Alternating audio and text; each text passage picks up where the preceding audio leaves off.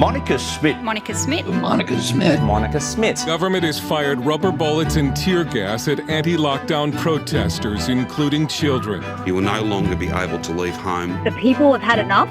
Together we can save our beautiful country.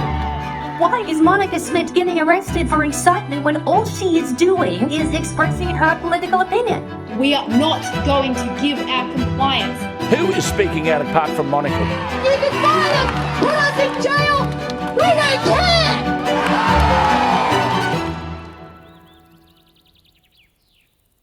So, who is Monica Smit? I'm just a regular Aussie girl who made enemies with powerful people. It was August 2020. We were in lockdown. We had been in lockdown for months actually, and no one knew who I was. I started a Facebook page, Reignite Democracy Australia. I hosted an online event, and within 2 weeks, I was the poster girl for the anti-lockdown movement. I didn't ask for that, it just happened. Not long after that, I somehow managed to get a ride in a bus that was mocking our Premier, Daniel Andrews. I guess that annoyed them.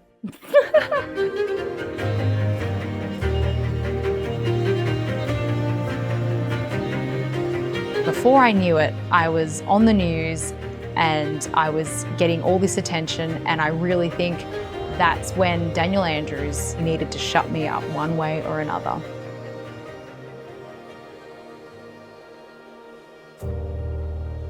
Melbourne late 2020 is not the Melbourne that we all know and love.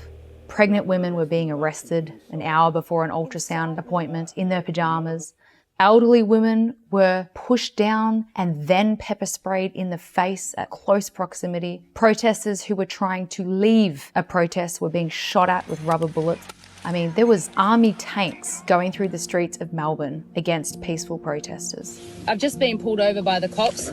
At the moment, you're under arrest for incitement. Have you guys been following me? You do not have to say I do anything, but anything you say to you may report and give evidence. Do you understand that? I was surprisingly calm when I got arrested, and it's probably because it wasn't the first time I was arrested.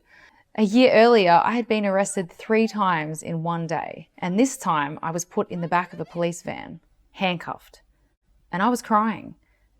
I don't cry often.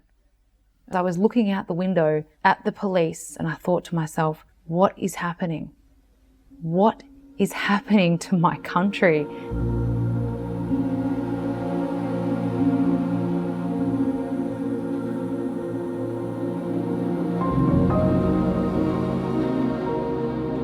In prison, I obviously had a lot of time to think, and I came up with a quote.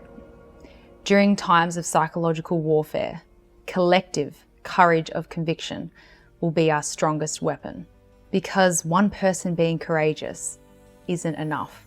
We all play a role, and we all have courage that is yet to be discovered. There are rich and powerful people trying to influence policies all over the world, but the one thing they are afraid of is us realizing individually and collectively that all we need to do is unite and keep the faith, and we will have the freedom and the life that we want.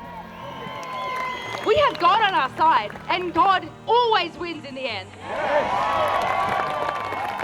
So my book is called Cell 22. It's available for pre-sale already, but the official release date is September 22nd, which marks the 2-year anniversary of my 22 days in Cell 22. And I'm really excited to say that you will not find Cell 22 on Amazon or in any major book retailers, because every single book is being independently printed and packed and sent directly to you, because I want to support people instead of corporations, and you can even pay with cash or direct debit as well. So when you receive your copy, I hope you appreciate the extra love and effort that we've put into it. And I'm just going to leave you with this. I really bear my soul in this book, and my only hope is that it's not in vain, and that at least one person gets some inspiration from it, and I hope that person is you. Thank you so much for your support.